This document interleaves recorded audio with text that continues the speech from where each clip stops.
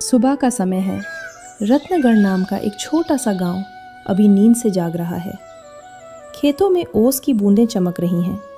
मुर्गे की बांग दूर से सुनाई देती है।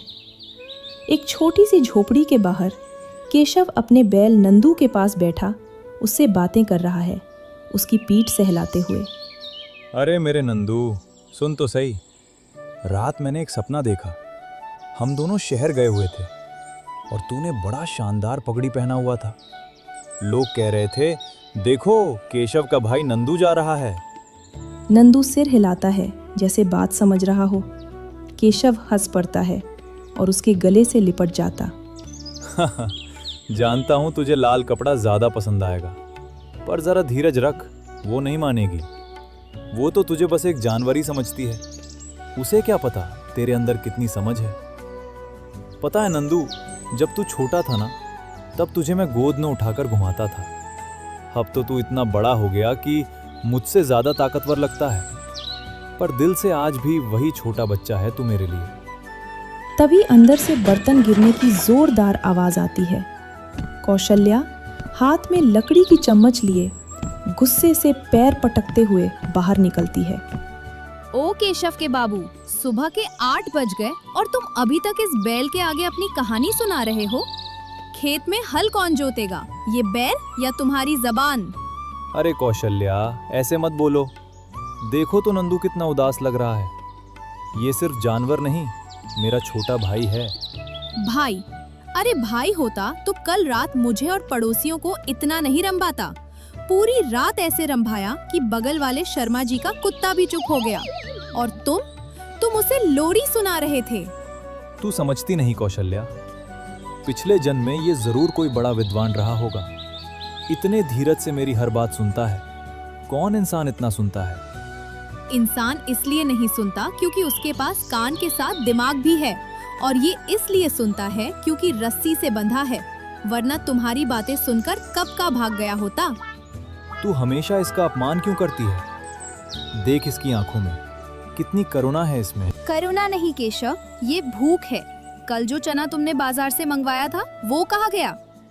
वो असल में नंदू को बहुत पसंद है चना, तो मैंने खिला दिया। आखिर ताकत आएगी तभी तो काम करेगा ना। पूरे 3 किलो चना बैल को खिला दिया और हम क्या हवा खाकर जिए? सुन लो केशव, अगर आज शाम तक खेत जुता हुआ नहीं मिला तो आज की रोटी तुम्हें इसी नंदू के साथ बैठकर खानी पड़ेगी, समझे? नंदू के साथ खाना बुरा विचार नहीं है, कम से कम ये टोकता तो नहीं। कुछ कहा तुमने? नहीं, कुछ नहीं। मैं तो बस यही सोच रहा था कि निकलता हूँ अभी, बस बंसी का इंतजार है। उसने कहा था खेत में मदद करने आएगा। बंसी का नाम मेरे सामने मत लो। वो तुम्हें दोस्त कम अपना मनोरंजन का साधन ज्यादा समझता है। उससे दूर रहो तो अच्छा। ओ केशव भैया, ओ केशव भाई। लो, आ गया तुम्हारा सलाहकार। जाओ, दोनों मिलकर इस बैल की किस्मत बदलने की कोई नई योजना बनाओ। मैं चली रसोई में, और खबरदार जो नंदू के लिए रोटी चुराई तो। कौशल्या पैर पटकते हुए अंदर चली जाती है। केशव चैन की सांस लेता है और नंदू की पीठ थपथपाता है। डर मत नंदू, मैं तेरे लिए गुड़ वाली रोटी छुपा कर लाऊंगा। बस कौशल्या को मत बताना, ठीक है? बंसी हाँफते हुए आंगन में पहुंचता है, चेहरे पर एक रहस्यमयी उत्साह लिए। इधर उधर देखता है जैसे कोई राज छुपाना हो। केशव भाई, बड़ी गजब की बात बताता हूँ, पर पहले कसम खाओ किसी को नहीं बताओगे। अरे बता तो सही, क्या हुआ? इतना क्यों घबराया हुआ है? कल रात में जंगल की तरफ से गुजर रहा था। वहां एक तपस्वी बाबा का आश्रम है। उन्होंने मुझे एक ऐसी दिव्य जड़ी के बारे में बताया कि सुनकर मेरा दिमाग ही घूम गया। कैसी जड़ी बंसी, जल्दी बता। कहते हैं अगर वो जड़ी सही विधि से किसी पशु को सुंघा दी जाए तो वो पशु इंसान बन जाता है। सोच केशव, अगर नंदू को। क्या सच में? नंदू इंसान बन जाएगा? क्यों नहीं भाई, सोचो। नंदू खेत जोतेगा, बाजार जाएगा, शाम को तुम्हारे साथ बैठकर बतियाएगा।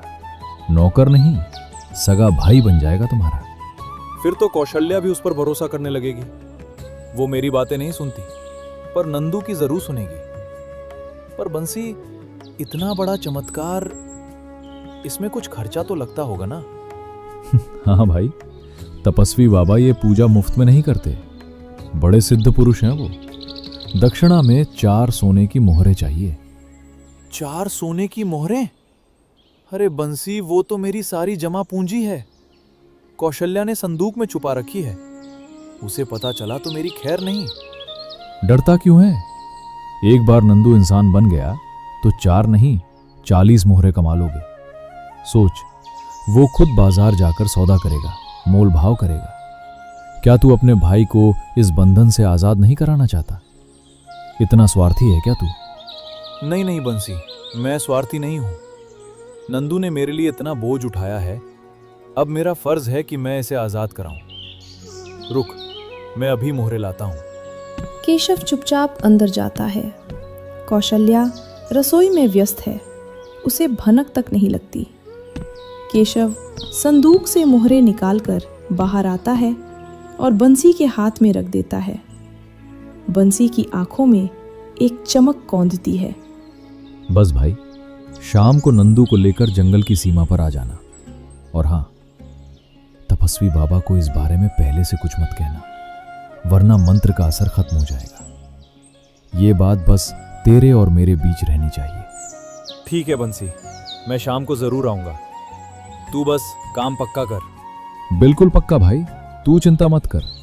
बस नंदू को नहला धुलाकर तैयार रखना। बंसी तेजी से गांव की गली में गायब हो जाता है।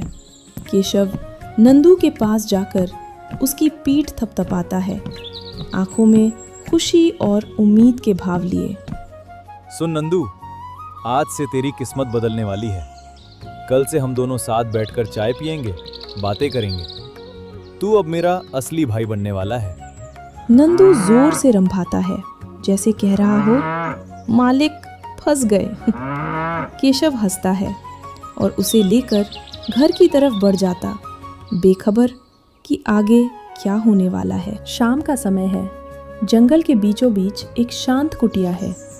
चारों तरफ ऊंचे पेड़ हैं। तपस्वी बाबा आंखें बंद किए ध्यान मुद्रा में बैठे हैं। दूर से बंसी झाड़ियों के पीछे से चुपके से भागता हुआ दिखाई देता है, चेहरे पर शरारत भरी मुस्कान लिए। 4 सोने की मोहरें? आज तो शहर के हलवाई की दुकान पर मौज ही मौज है। बेवकूफ केशव, बैल को इंसान बनाने चला है। बंसी हंसते हुए दूसरी दिशा में गायब हो जाता है। कुछ देर बाद केशव हाँफते हुए नंदू को खींचकर आश्रम के आंगन में आता है। नंदू बार बार रुककर घास चरने की कोशिश कर रहा है। अरे चल ना नंदू, चल मेरे भाई, बस थोड़ी देर की बात है। एक बार बाबा मंत्र पढ़ देंगे, फिर तुझे ये घास वास नहीं खानी पड़ेगी। मस्त गर्मा गर्म रोटियां मिलेंगी। केशव धीरे से तपस्वी बाबा के पास जाकर बैठ जाता है, उनके जागने का इंतजार करता है। तभी नंदू जोर से रंभाता है, जिससे बाबा की समाधि टूट जाती है। कौन है भाई इस शांत वन में ये शोर मचाने वाला? प्रणाम बाबा, कोटि कोटि प्रणाम। मैं केशव इस गांव का किसान हूं और ये शोर मेरे भाई नंदू की पुकार है। ये आपसे विनती कर रहा है कि इसे इस 4 पैर वाली कैद से आजाद कर दीजिए। बेटा, ये तो एक बैल है, तू यहाँ क्या मांगने आया है?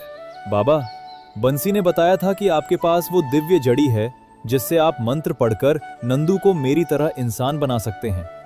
इसे थोड़ी अकल वाला इंसान बना दीजिए ताकि ये भी मेरे काम में हाथ बटा सके। बेटा केशव, प्रकृति का नियम अटल है। विधाता ने जिसे जो बनाया है वो वही रहेगा। बैल बैल ही रहेगा। पर बाबा, बंसी ने तो मुझसे 4 सोने की मोहरें भी ली हैं आपकी दक्षिणा के नाम पर। उसने कहा था कि आप बड़े दयालु हैं। मूर्ख केशव, बंसी जंगल के दूसरी तरफ से कब का भाग चुका है। उसने तुझे ठग लिया है। ना कोई जड़ी बूटी है, ना मैंने कोई मोहर मांगी। उसने तेरी भोली बुद्धि का फायदा उठाया है। क्या मोहरें चली गईं? बंसी ने धोखा दिया मुझे। बाबा, बाबा, अब मैं क्या करूंगा? कौशल्या तो मेरी खाल खींच लेगी। उसने कहा था अगर नंदू इंसान नहीं बना तो मुझे बैल के साथ ही सोना पड़ेगा। कुछ तो उपाय बताइए बाबा, कुछ तो उपाय, नहीं तो घर में तूफान आ जाएगा। ठीक है, शांत हो जा केशव, शांत हो। सुन, मैं तुझे एक गुप्त सत्य बताता हूं। जिससे तेरी समस्या हल हो सकती है। बाबा बताइए, मैं ध्यान से सुन रहा हूं। शास्त्रों में लिखा है कि कोई भी प्राणी इंसान तभी बनता है जब उसे शिक्षा दी जाए। जा, इस नंदू को घर ले जा। आज से इसे रोज अक्षर ज्ञान दे, गिनती सिखा, व्यवहार सिखा। अगर 1 महीने में ये इंसान नहीं बना तो समझ लेना कमी इसमें नहीं, तेरे पढ़ाने में है। पढ़ाने से? पर बाबा, क्या पढ़ने से इसके सींग गिर जाएंगे? ये 4 पैर से 2 पैर का हो जाएगा। बिल्कुल, ज्ञान का प्रकाश पढ़ते ही पशुत्व समाप्त हो जाता है। पर याद रहे, पूरे दिल से पढ़ाना। जा, अपनी मेहनत पर भरोसा रख। धन्यवाद बाबा, धन्यवाद। अब मैं समझ गया। मैं आज ही मास्टर जी से पुरानी किताबें मांग लाऊंगा। केशव उत्साह से भरकर नंदू का रस्सा पकड़ता है। तपस्वी बाबा पीछे से उन्हें देखते हुए धीरे से सिर हिलाते हैं, आंखों में एक हल्की मुस्कान लिए। चल नंदू, अब तू बैल नहीं, विद्यार्थी है। चल, तुझे पहाड़े याद कराता हूँ। अगली सुबह केशव के आंगन में एक पुरानी फटी हुई किताब लिए वह नंदू के सामने बैठा है। नंदू घास चरने की कोशिश कर रहा है, पर केशव बार बार उसका मुंह ऊपर उठाता है। देख नंदू, ध्यान से देख। ये जो टेढ़ी मेढ़ी लकीर है ना, इसे कहते हैं क। बोल, क से कबूतर। चल बोल मेरे भाई, क से कबूतर। नंदू सिर हिलाता है और जोर से रंभाता है। अरे ये कौन सी भाषा है भाई? जीभ को ऊपर तालू से लगा और बोल, क क। तभी कौशल्या हाथ में झाड़ू लिए घर से बाहर आती है। वह यह नज़ारा देखकर वहीं ठिठक जाती है, मुंह खुला रह जाता है। हे भगवान, केशव, तुम्हारे दिमाग की नसें ढीली हो गई हैं क्या? 3 दिन से इस बेजुबान जानवर को अक्षर ज्ञान दे रहे हो, और उधर खेत में घास इतनी बड़ी हो गई है कि अब वहाँ सांप छिप सकते हैं। कौशल्या, तू बीच में मत बोल, डिस्टर्ब मत कर। देख नहीं रही, नंदू अभी क बोलने ही वाला था कि तूने आकर टोक दिया। अब बेचारे की एकाग्रता भंग हो गई। एकाग्रता? केशव, ये बैल है, इसे क से कबूतर नहीं, घ से घास समझ आती है। और वो बंसी, वो तुम्हारी मोहरे लेकर शहर में मौज उड़ा रहा है, और तुम यहाँ इस बैल के साथ पाठशाला खेल रहे हो। तू बंसी की बात मत कर। बाबा ने साफ कहा था कि अगर नंदू इंसान नहीं बना तो समझ लेना कमी मेरे पढ़ाने में है, यानी गलती मेरी है, नंदू की नहीं। शायद मेरी आवाज में वो असर ही नहीं है जो होना चाहिए। असर तुम्हारी आवाज में नहीं, तुम्हारी सोच में होना चाहिए। होश में आओ केशव। मोहल्ले के बच्चे खिड़की से झांक कर हंस रहे हैं। कहते हैं एक बैल दूसरे बैल को पढ़ा रहा है। हंसने दो, दुनिया को हंसने दो। महापुरुषों का हमेशा मजाक ही उड़ाया जाता है। मुझे लगता है यहाँ घर का माहौल ठीक नहीं है, बहुत शोर है। कल मैं नंदू को गांव के स्कूल ले जाऊंगा। वहां मास्टर जी की छड़ी पड़ेगी तो ये रंभाना भूल कर क ख ग बोलेगा, देख लेना। स्कूल? तुम इस 4 पैर वाले को स्कूल ले जाओगे? मास्टर जी तुम्हें और इस नंदू को एक ही खूंटे से बांध देंगे, देख लेना। तो बांधने देना, विद्या पाने के लिए कष्ट तो सहना ही पड़ता है। चल नंदू, चल मेरे भाई। आज का होमवर्क है, पूरे रास्ते क क का जाप करना है। केशव नंदू को खींचते हुए बाहर की ओर ले जाता है। कौशल्या गुस्से में सिर हिलाते हुए वापस घर के अंदर चली जाती है। रास्ते में केशव को बंसी दिखाई देता है, जो एक पेड़ के नीचे आराम से बैठा पान चबा रहा है। अरे बंसी भाई, ओ शहर के बाबू, रुको रुको। बंसी चौंक कर सीधा हो बैठता है। चेहरे पर हल्की घबराहट आती है, पर जल्दी ही मुस्कान से छिपा लेता है। अरे केशव भाई, कहाँ गायब थे इतने दिन? कहाँ गायब थे तुम, ये बताओ। देखो, मैंने नंदू को पूरी किताब पढ़ा दी, पहाड़े रटा दिए, पर ये अभी भी बस रंभाता ही है। और कल तो इसने मेरी नई धोती भी चबा डाली। ये इंसान कब बनेगा भाई, कब बनेगा? अरे केशव भाई, थोड़ा धीरज रखो। दरअसल बात यह है कि मंत्र काम तो कर रहा है, पर इसकी रफ्तार धीमी है। क्यों? ऐसा क्यों? बाबा ने कल रात मेरे सपने में आकर बताया कि बैल को इंसान बनने से पहले उसके मालिक का बुद्धिमान होना जरूरी है। तो जब तक तुम्हारी बुद्धि नहीं खुलेगी, नंदू भी इंसान नहीं बनेगा। तभी भीड़ को चीरते हुए कौशल्या हाथ में एक मोटा डंडा लिए वहां आ पहुंचती है। चेहरे पर गुस्सा साफ झलक रहा है। अच्छा, तो अब मालिक की बुद्धि की बारी है। बंसी, तेरी ये चिकनी बातें अब नहीं चलेंगी। हमारी सोने की मोहरे कहाँ है? सुना है शहर में बड़ी मौज उड़ाई है तूने उनसे। भाभी जी, वो पूजा के सामान में खर्च हो गए। बाबा को दक्षिणा भी तो देनी थी। पूजा का सामान या तेरा नया रेशमी कुर्ता? देख बंसी, मालिक को बुद्धिमान कैसे बनाया जाता है ये मुझे अच्छे से पता है। जब ये डंडा तेरी पीठ पर पड़ेगा तो मेरे पति को अपने आप समझ आ जाएगा कि असली गधा कौन है। निकाल हमारी मोहरे, वरना आज तेरा हाल बुरा कर दूंगी। तभी तपस्वी बाबा वहां आ पहुंचते हैं, शांत पर प्रभावशाली कदमों से। शांत हो जा पुत्री, शांत हो जा। प्रहार शरीर पर नहीं, अज्ञानता पर करो। गांव की गली में भीड़ जमा हो गई है। तपस्वी बाबा शांत मुद्रा में खड़े हैं।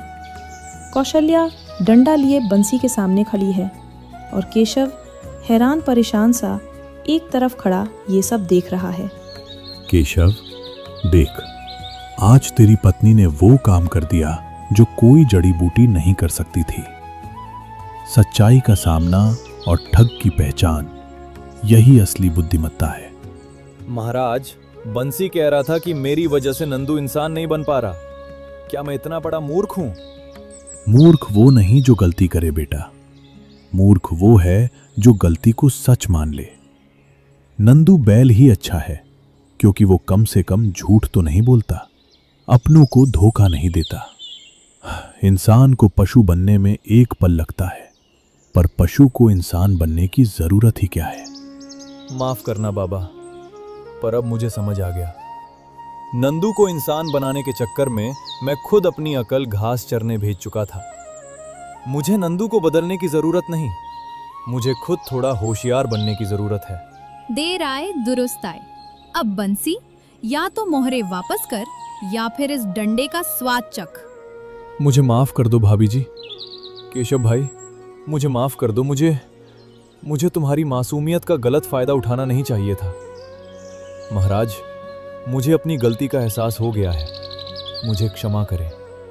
बंसी अपनी झोली से चारों मोहरे निकालकर कांपते हाथों से कौशल्या को थमा देता है। भीड़ में मौजूद लोग आपस में फुसफुसाने लगते हैं। तपस्वी बाबा संतोष से सिर हिलाते हैं। चलो अब घर जाओ, और केशव, आज से नंदू को पढ़ाना बंद और खेत में काम शुरू। जी बाबा, अब से यही होगा। तपस्वी बाबा भीड़ से आशीर्वाद की मुद्रा में हाथ उठाकर जंगल की ओर लौट जाते हैं। भीड़ धीरे धीरे तितर बितर हो जाती है। कौशल्या मोहरे अपने आंचल में बांधकर संतोष की सांस लेती है। शाम ढल रही है। सूरज की सुनहरी किरणें खेतों पर बिखरी हुई हैं। केशव, कौशल्या और नंदू धीरे धीरे गांव की पगडंडी से होते हुए घर की ओर लौट रहे हैं। पीछे पीछे कुछ गांव वाले भी बातें करते हुए चल रहे हैं। अरे केशव, सुना है तुमने अपने बैल को पढ़ाई लिखाई करवाई। अब बता, नंदू ने कौन सी कक्षा पास की? आसपास के लोग हंस पड़ते हैं। केशव शर्मिंदा होकर सिर खुजाता है, पर फिर खुद भी हंस देता है। हंस लो काका, हंस लो। मैं खुद अपनी मूर्खता पर हंस रहा हूं। पर एक बात बताऊं, इस पूरे किस्से ने मुझे जो सिखाया है वो कोई किताब नहीं सिखा सकती थी। क्या सीखा भाई? यही कि अपनों पर भरोसा करना अच्छी बात है, पर आंख मूंद कर नहीं। और ये भी कि जो जैसा है उसे वैसा ही अपनाना चाहिए। नंदू बैल है और बैल रहकर भी वो मेरा भाई है। उसे बदलने की जरूरत कभी थी ही नहीं। कौशल्या यह सुनकर मुस्कुराती है। पहली बार उसकी आंखों में केशव के लिए गर्व झलकता है। आज पहली बार तुमने कोई समझदारी की बात कही है। अरे, तो क्या मैं आज से बुद्धिमान वाली श्रेणी में आ गया? अभी इतनी जल्दी नहीं। पहले चलकर खेत का काम पूरा करो, फिर बात करेंगे। दोनों के बीच हल्की नोक-झोंक होती है। गांव वाले मुस्कुराते हुए आगे बढ़ जाते हैं। घर पहुंचकर केशव नंदू को अस्तबल में बांधता है और उसके सामने ताज़ी घास और पानी रखता है। माफ कर दे मेरे भाई, मैंने तुझे कुछ और बनाने की कोशिश की, जबकि तू जैसा है वैसे ही सबसे अच्छा है। आज से न कोई किताब न कोई पहाड़ा, बस तू, मैं और हमारा खेत। नंदू धीरे से रंभाता है और अपना सिर केशव के कंधे पर टिका देता है। केशव मुस्कुराते हुए उसकी पीठ थपथपाता है और अंदर आता है, जहां कौशल्या चूल्हे पर रोटियां सेंक रही है। आज खाना 3 लोगों का बनाया है, तुम्हारे लिए, मेरे लिए और तुम्हारे भाई के लिए एक अलग से गुड़ वाली रोटी। केशव चौंक कर कौशल्या की तरफ देखता है। चेहरे पर हैरानी और खुशी दोनों झलकती है। सच में? तुमने नंदू के लिए रोटी बनाई? हाँ, पर ये मत सोचना कि अब मैं भी तुम्हारी तरह उसे इंसान समझने लगी हूँ। बस आज उसने मुझे भी एक सबक सिखाया है। कभी कभी सबसे मासूम प्राणी ही सबसे ज्यादा वफादार होते हैं, इंसानों से भी ज्यादा। ये बात तुमने आज बिल्कुल सही कही कौशल्या। दोनों साथ बैठकर खाना खाते हैं। बाहर अस्तबल में नंदू गुड़ वाली रोटी चबाते हुए संतोष से आंखें बंद कर लेता है।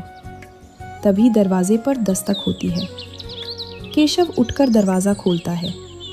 सामने बंसी खड़ा है, सिर झुकाए, हाथ में एक छोटी सी पोटली लिए।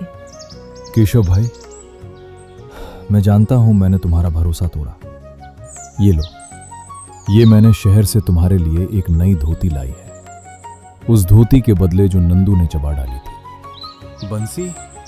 मैं वादा करता हूं आज के बाद कभी किसी को धोखा नहीं दूंगा। तुम्हारी सीधी सादी दोस्ती ने मुझे शर्मिंदा कर दिया है।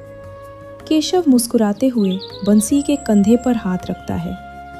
कौशल्या दरवाजे तक आती है, हाथ में एक रोटी लिए।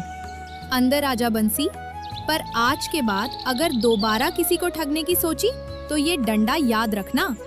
बंसी घबराकर हंस पड़ता है और सिर हिलाते हुए अंदर आ जाता है। तीनों साथ बैठकर खाना खाते हैं, हंसी मजाक करते हैं। दोस्तों, अगर आपको ये कहानी पसंद आई है तो वीडियो को लाइक करें और चैनल पे नए हैं तो सब्सक्राइब करें।